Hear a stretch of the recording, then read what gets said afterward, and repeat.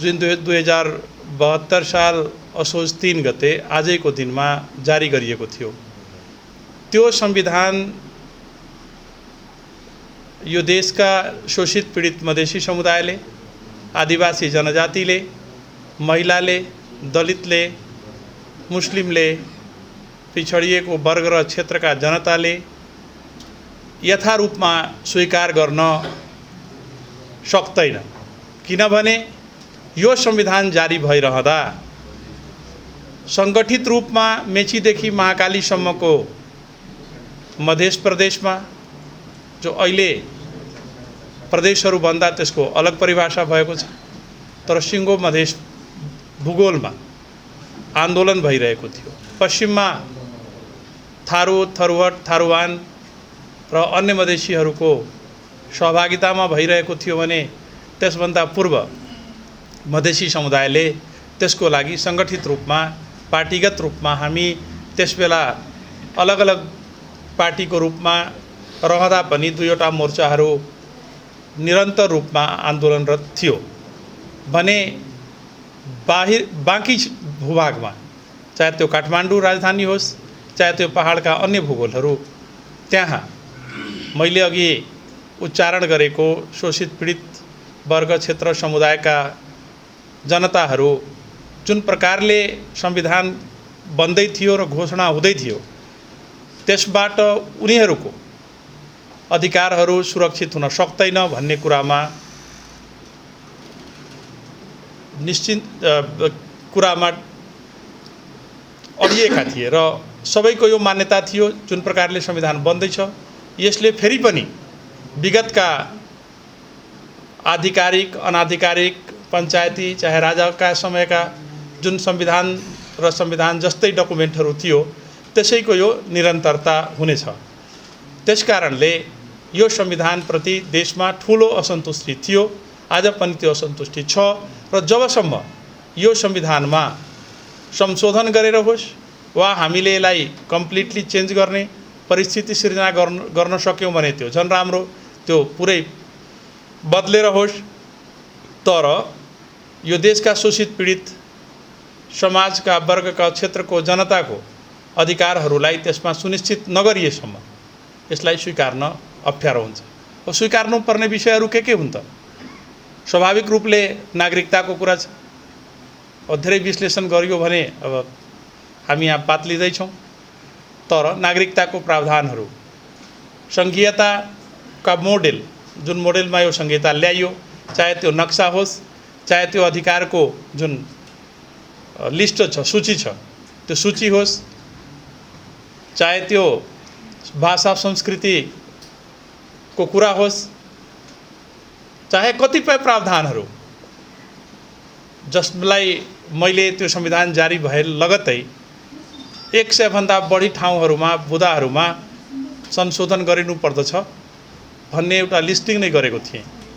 मलाई लाग्छ सबैलाई, काङ्ग्रेस, कम्युनिस्ट वा यहाँका बाहुन क्षेत्री, खस वा मधेसी वा आदिवासी जनजाति, थारू, जति पनि यो कम्पोनेन्टहरू हामीले बनाएका छौँ सोसाइटीमा, ती सबै कम्पोनेन्टहरूलाई आवश्यक हुने पनि कतिपय संशोधनहरू छ भने पर्टिकुलर समुदायलाई, लिङ्गलाई, धर्मलाई, भाषालाई, क्षेत्रलाई र अहिलेको जुन संरचनाहरू बनेको छ ती संरचनाहरूको लागि पनि आवश्यक संशोधनहरू त्यहाँ छ, गुन्जाइस छ त्यसको, र पर्याप्त मात्रामा त्यो मिस्टेक होइन, ब्लन्डरहरू गरिएको छ।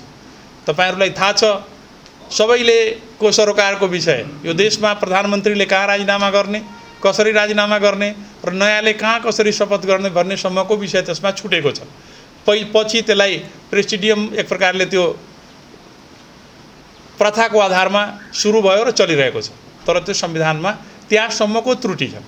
अब बाँकी त कुरै छोडिदिनुस्, एउटा प्रधानमन्त्री भइसके पछाडि अर्को प्रधानमन्त्री कसरी हुने भन्ने व्यवस्था समेत, त्यहाँ शपथ ग्रहण समेतको विषय त्रुटिपूर्ण थियो। त मधेसतिर एउटा भनाइ छ, हरबडी के बिहा कनपट्टी में सिन्दुर, त्यो स्थिति यो संविधानसँग भएको छ। जसरी पनि हामीले भन्दै थियौं हाम्रो संविधान राम्रो संविधान, नेपालको संविधान सबै नेपालीको संविधान भने हाम्रो त्यसबेलाको नारा थियो। तर यहाँ भयो के भने एक थान संविधान, जस्तो भए पनि एक थान संविधान लेखेर राख्देऊ। त्यो अहिले कतिपय कन्सल्टेन्सी फर्महरूले कन्सल्टेन्सी जिम्मा लिँदा त्यही गर्छन्, कपी पेस्ट गर्ने, आफ्नो कम्पनीको नाउँ लेख्ने र त्यसलाई राखिदिने। यो संविधानलाई त्यही गरेर बनाइएको हो, फरवर्डमा बनाएर गडबड गरिएको र त्यसलाई सबैको लागि पनि र हामी जुन यो देशका शोषित पीडित मधेसीहरू, आदिवासी जनजातिहरू, थारूहरू, मुस्लिमहरू, महिलाहरू, दलितहरू, पिछडिएका क्षेत्र र वर्गका जनताहरू काठमाडौँमा उहिले पञ्चायत कालदेखि नै त्यो सिद्धिदासको जयन्ती मनाउँदादेखि नै यहाँका नेवारहरूले, यहाँका नेपाल भाषाका विज्ञहरूले जुन प्रकारले आन्दोलनहरू गरिरहनु भएको थियो, त्यसबेला पञ्चायती राष्ट्रिय पञ्चायतमा पनि यहाँका प्रतिनिधिहरू, चितवनका प्रतिनिधि, झापाका प्रतिनिधि, सप्तरीबाट निर्वाचित हुने हाम्रा नेता गजेन्द्र नारायण सिंह, उहाँहरू सबै मिलेर त्यसबेलाका कमी कमजोरीहरू खोतल्ने प्रयास गरिरहनु भएको थियो। आज पनि जबसम्म एउटा कुरा प्रमाणित भएको छ कि मधेसमा जतिसुकै आन्दोलन भए पनि त्यति मात्रैले यी सबै विभेदहरूको अन्त्य हुने र संविधान पुनर्लेखन वा संशोधन गर्न सक्ने परिस्थिति बन्न सकिरहेको छैन। त्यसैले यो देशका सबै शोषित पीडितहरू, चाहे त्यो काठमाडौँ उपत्यकाका नेवार समुदायका साथीहरू किन नहुन्, चाहे त्यो हिमाली क्षेत्रका शेर्पा साथीहरू किन नहुन्, चाहे अरू तामाङ, मगर, राई, लिम्बू, गुरुङ, अब त कमसेकम उहाँहरूको भ्रम पनि मेजरली टुटिसकेको हुनुपर्दछ। अब जबसम्म यो देशका सबै शोषित पीडितहरू एक ठाउँमा आएर एउटा ठुलो आन्दोलनको आन्धीबेहरी सृजना गर्न सकिँदैन, तबसम्म यो देशलाई हामीले सही मानेमा सङ्घीय पनि बनाउन सक्दैनौँ, लोकतान्त्रिक पनि बनाउन सक्दैनौँ, गणतन्त्र पनि बनाउन सक्दैनौँ। मेरा तत्कालीन नेता गजेन्द्र बाबु भन्ने गर्नुहुन्थ्यो, गणतन्त्रको पढाइ त युनिभर्सिटीमा उहिले पनि हुन्थ्यो, त्यो गणतन्त्र लेखेर भएन, सही मानेमा त्यो गणतन्त्रलाई हामीले इम्प्लिमेन्ट गर्न सक्ने हाम्रो परिस्थिति बनेको छ कि छैन, त्यसको लागि हाम्रा के भन्छ नेताहरू तयार छन् कि छैनन्, पार्टीहरू तयार छ कि छैन, त्यो स्थिति अहिले देखिएन। दक्षिण अफ्रिकामा कसैलाई आरक्षण छैन, तर त्यहाँ पनि संसदमा महिलाको सङ्ख्या 1/3 जति छ, किनभने त्यहाँ महिलाहरूलाई त्यहाँ लिस्टमा नाउँ, त्यहाँ 100% समानुपातिक निर्वाचन प्रणाली छ। समानुपातिक भनेको हाम्रो जुन 40% समानुपातिक छ, ठ्याक्कै त्यही प्रणाली हो। त्यहाँ एक सिट पनि प्रत्यक्ष छैन संसदमा, तर त्यहाँ तपाईँले संसदको कम्पोजिसन हेर्नुभयो भने त्यहाँ 11-12वटा जुन समुदाय छ मेजर र सबैका महिला पुरुषहरू जनसङ्ख्याको हिसाबले समानुपातिक हुन्छन्, किनभने जसले त्यो समानुपातिक लिस्ट बनाउँदैन त्यो पार्टीले भोटै पाउँदैन। त्यहाँ कुनै आरक्षण छैन। त्यहाँ एउटै प्रदेश दुई ठाउँमा छ, एउटा प्रदेश यहाँ पनि छ, बिचमा अर्को प्रदेश छ, फेरि त्यही प्रदेश छ। त्यस्तो पनि छ जस्तो भारत विभाजनको बेलामा पाकिस्तान थियो, बङ्गलादेश अहिलेको पनि त्यो बेलाको पाकिस्तान, भूगोल मिलेको थिएन, देश एउटै थियो। त्यस्तो प्रदेश एउटै देशभित्र छ। अर्को इथियोपियामा जति प्रदेश छ सबैको झन्डा छ, सबैको राष्ट्रिय गीत छ,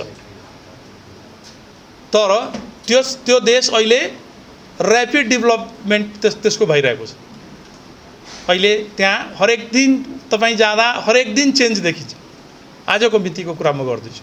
त्यसैले जबकि एक समयमा मान्छेको मासु त्यहाँ मान्छेको खाने स्थिति थियो, तर शासक मान्छे भिजनरी भए पछाडि र सबैको देश हो भन्ने कुरा स्वीकारिसके पछाडि त्यस देशको लामो 3 दशक लामो गृहयुद्धको अन्त पनि भयो र आज त्यो देश दिन दुन्ना रात चौगुन्ना विकास पनि गरिरहेको छ।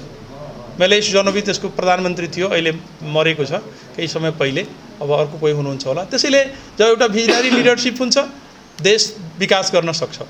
त्यो देशका शोषित पीडित जनताको आकाङ्क्षाहरू पनि सम्बोधन गर्न सकिन्छ। यहाँ त के छ भने हल्लो अड्काएर गोरु चुट्ने कार्यक्रम बाहेक केही पनि छैन। त्यसैले यो देशले पनि दुर्दशा छ। यहाँका नेताको पनि कसैको तपाईँ रात दिन चैन देखिरहनु भएको छैन, सबै बेचैन छन्। किन बेचैन छन् भने थाहा पनि छैन, तर सबै बेचैन छन्। सबै के भन्छ 24 घण्टा बेचैनीमा बाँचिरहेका हुन्छन्, तर बेइमानी 24 घण्टा हातमा दिमागमा हुन्छ। चाकु 24 घण्टा त्यसको धार तेज गरिरहेको हुन्छ, कसको घाँटी रेट्ने भन्ने परिस्थिति सृजना भएको छ। त्यो राजनीतिको लागि राम्रो होइन। त्यो कसैको लागि पनि राम्रो होइन, खालि त्यो यो देशका शोषित पीडितहरूको लागि खराब हो भन्ने पनि होइन। बेइमानी भएकोले, जेमा पनि के भन्छ धुर्त्याइ भएकोले आज यो देशको यो हालत हुन पुगेको छ र हामी सबै त्यसको सफरर भएका छौँ। एउटा व्यक्ति भिजनरी भएन भने एउटा परिवारले दुःख पाउँछ, तर एउटा नेता भिजनरी भएन भने देशले लामो समयसम्म दुःख पाउँछ। त्यो नेपालले अहिले भोगिरहेको छ। हामी आशा गरौँ हामी सबैको साझा प्रयासले यो देशको संविधानलाई हामीले संशोधन गर्न सक्षम हुनेछौँ। त्यसको निम्ति हामी अहिले एउटा निरन्तरको सङ्गठन यात्रामा छौँ। यो यात्रालाई मजबुतीका साथ अगाडि बढाउँ र यो देशका सबै शोषित पीडित उपेक्षित मिलेर अहिलेको संविधानमा आवश्यक संशोधन गरेर यो हाम्रो संविधान राम्रो संविधान, नेपालको संविधान सबै नेपाली जनताको संविधान बनाउने प्रयास गरौँ, प्रतिज्ञा गरौँ र त्यसको लागि अहोरात्रि खट्नुपर्ने आवश्यकता छ। हामी सबै त्यो गरौँ। धन्यवाद। जय मधेस, जय मातृभूमि।